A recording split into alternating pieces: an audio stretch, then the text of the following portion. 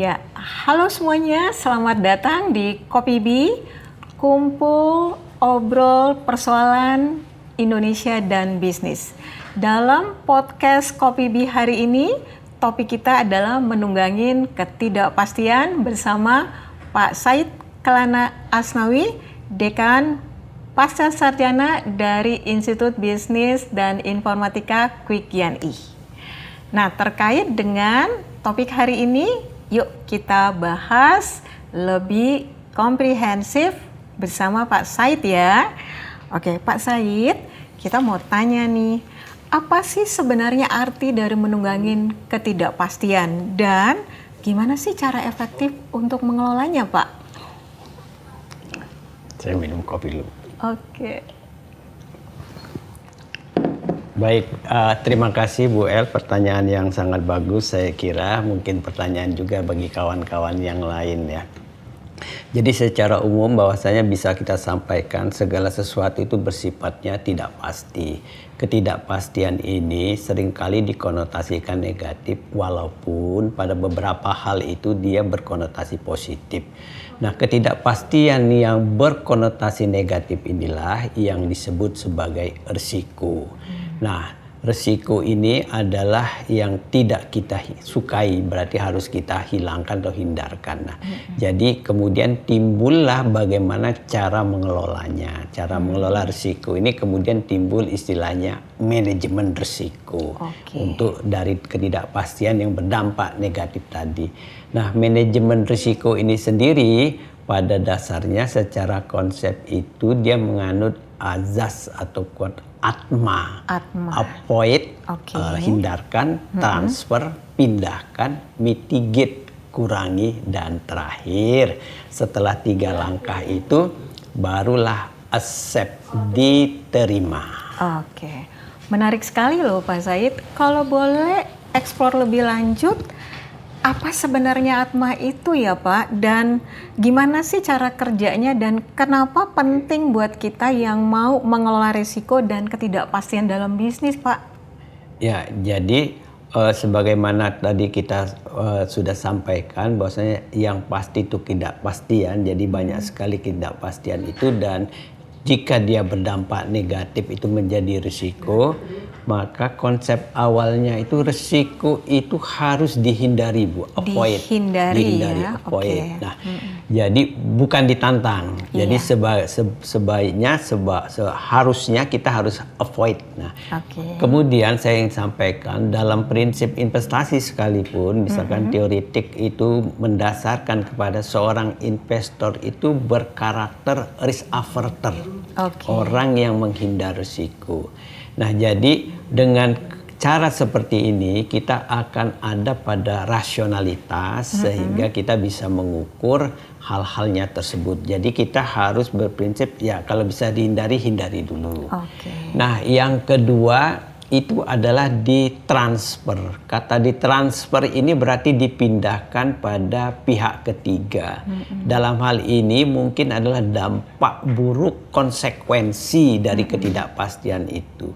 Secara teoritis biasanya itu akan mengikut sertakan asuransi. Jadi asuransi itu adalah tool untuk manajemen risiko. Di dalam cara yang lain biasanya di dalam dampak-dampak keuangan seperti kurs tukar dan lain-lainnya kita mengenal istilahnya lindung nilai, hedging. Jadi dengan melakukan hedging misalkan dampak dari ketidakpastian fluktuatif kurs tukar itu bisa diminimalisir. Yang ketiga itu adalah M-nya mitigate. Jadi mitigasi ini harus dikurangi. Apa yang dikurangi? Nah, nanti itu ya baik peluangnya maupun dampaknya. Dan dalam hal ini biasanya bisa dilakukan oleh si subjek itu, perusahaan dan atau mengikut sertakan pihak ketiga. Dan yang terakhir, kalau sudah ketiga hal tersebut dilakukan, baru kita accept, menerimanya. Jadi kadarnya itu harus dilakukan langkah terakhir berserah diri, kita sudah lakukan yang terbaik. Keren banget ya. Jadi atma itu, jadi A-nya adalah avoid, T-nya adalah transfer, M-nya adalah mitigasi ya Pak. Dan terakhir adalah I yang terakhir adalah accept. Oke, mau tanya lagi nih Pak lebih lanjut. Kalau resiko itu Pak berkenaan dengan apa saja sih Pak? Kalau melihat dari resiko itu kan kita perlu antisipasi ya Pak.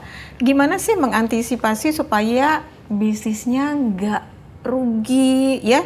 Dan kalau dari pengalaman Bapak nih, langkah apa sih yang paling efektif supaya kita tuh tetap waspada tuh Pak Said?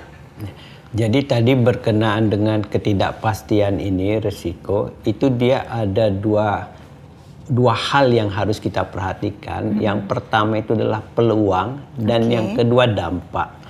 Kalau kita gunakan dengan matriks 2x2, artinya peluangnya kita bagi 2 aja, kecil dan besar. Kemudian dampaknya itu juga kita bagi 2, kecil dan besar, maka kita akan dapat 4 kemungkinan. Kemungkinan pertama kita dari yang terburuk dulu. Kalau peluangnya besar dan dampak kerugiannya besar. Wah, peluang ini besar. Iya, peluang besar, dampak kerugian besar. Wah, ini risiko beneran nih. Nah, ini risiko yang istilahnya katastrofik ya, luar biasa.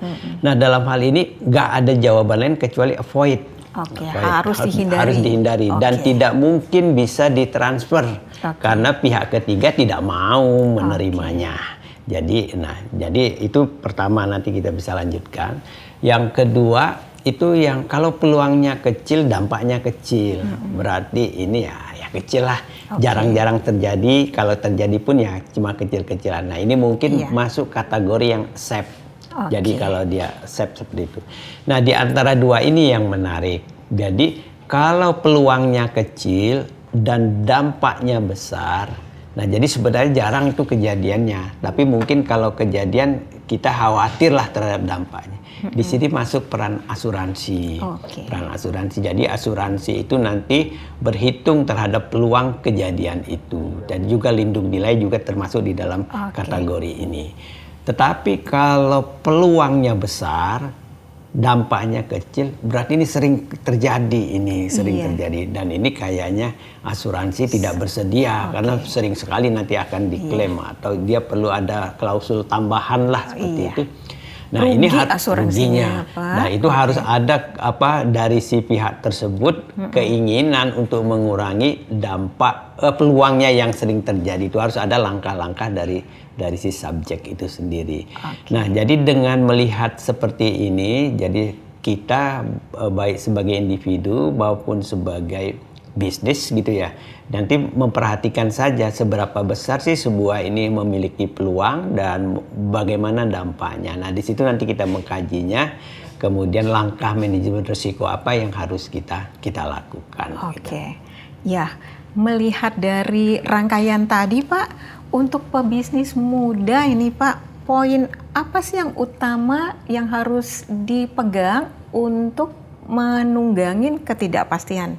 Sekiranya ada pesan dari Pak Said nih untuk mereka pebisnis muda supaya mereka tetap belajar untuk berbisnis tapi bisnisnya tetap tumbuh Pak. Jadi ada klausul yang sering kita dengar itu pertama itu adalah high risk dan high return.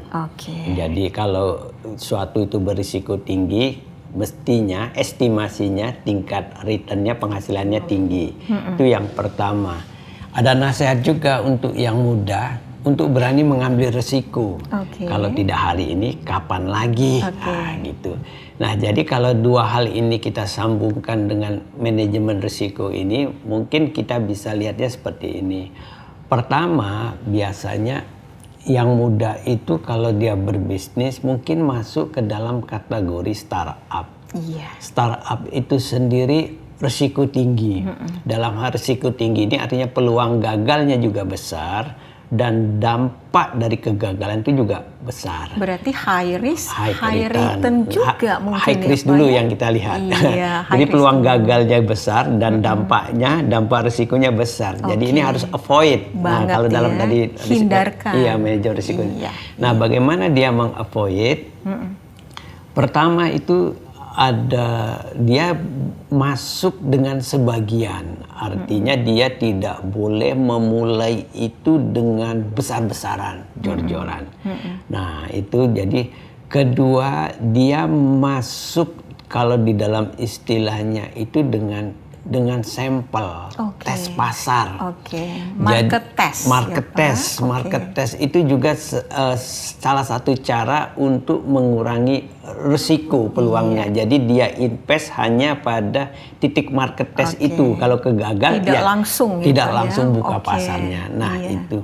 Jadi harus berani seperti itu sehingga tadi risiko tadi bisa terhindar, teravoid, dan kalau kemudian pasarnya kemudian ternyata ada, baru dia punya expected return yang tinggi. Nah, jadi tidak perlu takut, tapi jangan gegabah. Nah, tidak perlu takut. Itu artinya risiko harus di-avoid, dihindari. Jangan gegabah, jangan langsung bilang accept.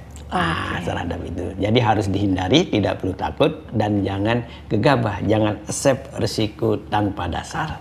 Keren banget. Terima kasih Pak Said. Begitu obrolan podcast kita hari ini. Untuk teman-teman yang mau mendapatkan pengertian yang lebih komprehensif terkait dengan strategi bisnis, silakan yuk bergabung di Pascasarjana Institut Bisnis dan Informatika Quick Q&A. Tetap semangat dan growth your business.